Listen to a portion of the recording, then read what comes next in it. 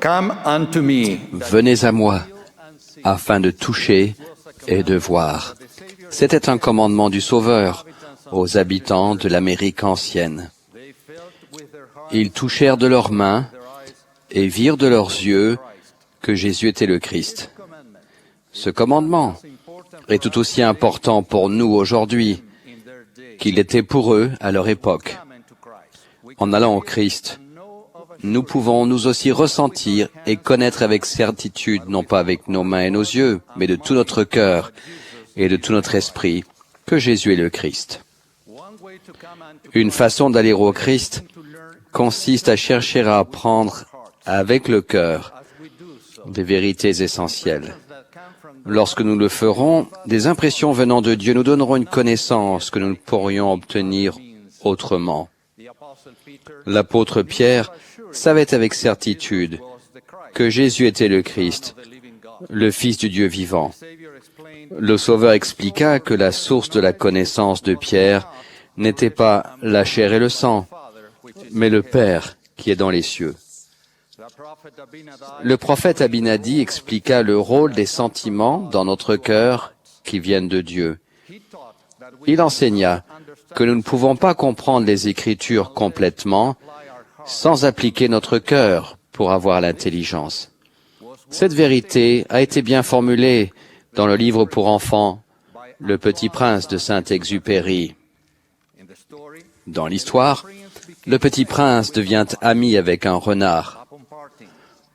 Au moment où ils se séparent, le renard confie un secret au Petit Prince. Il dit, « Voici mon secret.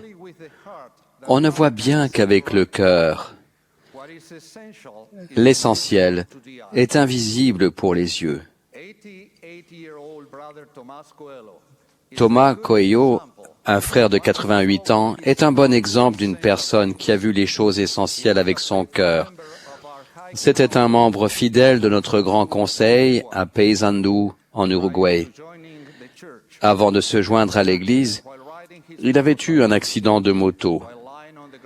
Tandis qu'il était couché par terre, incapable de se relever, 2 de nos missionnaires l'ont aidé à se relever et à rentrer chez lui.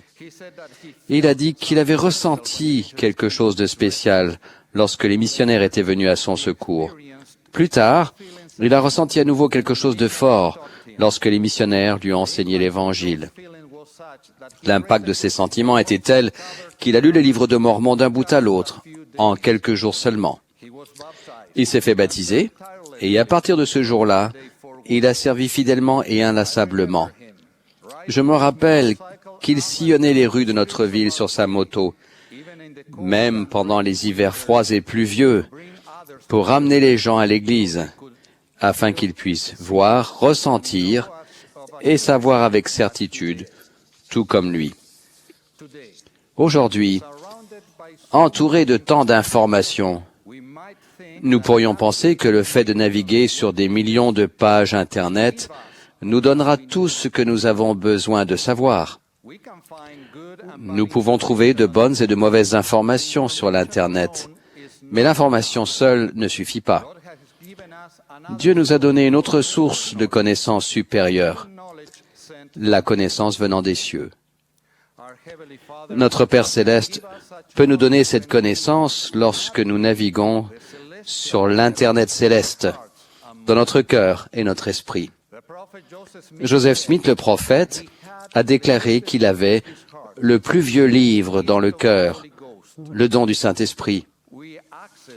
Nous accédons à cette source céleste lorsque nous lisons les Écritures, écoutons le prophète vivant et prions.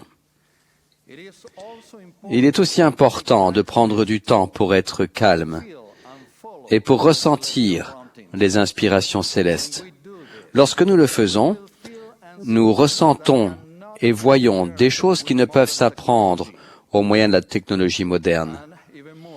Une fois que nous aurons de l'expérience dans la navigation de l'Internet céleste, nous discernerons la vérité, même lorsque nous lirons des récits historiques, profanes ou sur d'autres sujets. Les personnes qui recherchent honnêtement la vérité connaîtront la vérité de toutes choses par le pouvoir du Saint-Esprit. À présent, une mise en garde.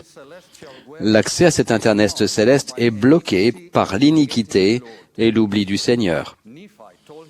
Néphi a dit à ses frères qu'ils ne pouvaient pas sentir ses paroles parce qu'ils étaient prompts à commettre l'iniquité et lents à se souvenir du Seigneur.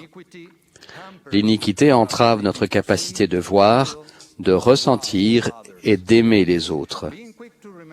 Lorsque nous sommes prompts à nous souvenir du Seigneur en priant de toute l'énergie de notre cœur et en nous rappelant nos expériences spirituelles, notre capacité de voir et de ressentir les choses du Christ augmente. Maintenant, je vous demande, vous souvenez-vous de la paix que vous avez ressentie lorsqu'après beaucoup de tribulations, vous avez imploré l'aide du Seigneur en une prière fervente? Vous souvenez-vous avoir déjà modifié votre liste de choses à faire pour suivre une inspiration dans votre cœur? Les grands hommes du livre de Mormon ont favorisé l'accès à une connaissance supérieure en évoquant leurs expériences spirituelles importantes. Alma a par exemple fortifié ses enfants en leur rappelant l'histoire de sa conversion. Et Laman a enseigné à Néphi et à Léhi qu'ils devaient se souvenir que c'est sur le roc du Christ qu'ils devaient bâtir leur fondation, afin que le diable n'ait aucun pouvoir sur eux. Nous devons faire de même. Le souvenir de Dieu nous aide à ressentir et à vivre. Cela donne un sens plus profond aux paroles du roi Benjamin qui dit « Et maintenant, ô homme, souviens-toi et ne péris pas. » L'un des souvenirs les plus sacrés que je chéris est le sentiment que j'ai eu lorsque j'ai su que le livre de Mormon était la parole de Dieu.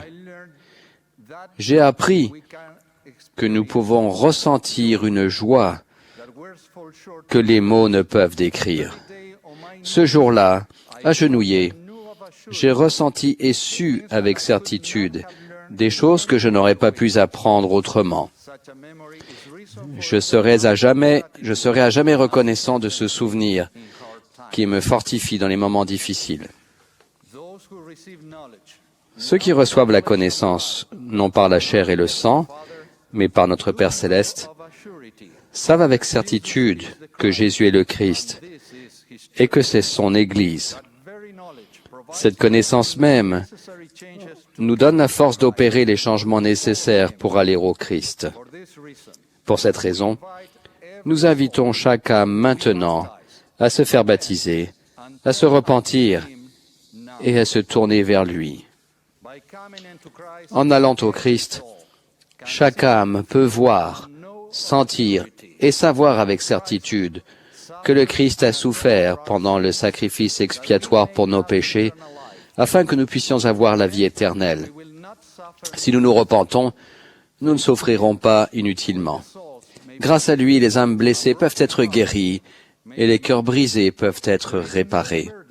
Il n'existe pas de fardeau qu'il ne puisse soulager ou supprimer. Il connaît nos infirmités et nos maladies. Je vous promets et vous témoigne que lorsque toutes les portes sembleront fermées, lorsque tout le reste semblera échouer, il ne vous abandonnera pas. Le Christ vous aidera, et il est la porte de sortie, que vous soyez aux prises avec une dépendance, une dépression, quoi que ce soit d'autre. Il sait comment secourir son peuple. Les mariages et les familles aux prises avec des difficultés, quelle qu'en soit la raison, difficultés économiques ou familiales ou mauvaise influence des médias, ressentiront une influence apaisante venant des cieux. Il est réconfortant de sentir et de voir que le Christ est ressuscité des morts avec la guérison sous ses ailes, que grâce à lui nous nous retrouverons et embrasserons à nouveau ceux de nos êtres chers qui sont décédés. Notre conversion au Christ est véritablement récompensée par notre guérison. Je sais avec certitude que tout cela est vrai. Pour cette raison, je joins ma voix à celle des premiers habitants de l'Amérique ancienne qui s'exclamèrent Hosanna. Béni soit le nom du Dieu très haut. Il nous donne le salut. Je rends témoignage que Jésus est le Christ, le Saint Messie. Il est le Seigneur des armées, notre Sauveur et Rédempteur. Au nom de Jésus-Christ. Amen.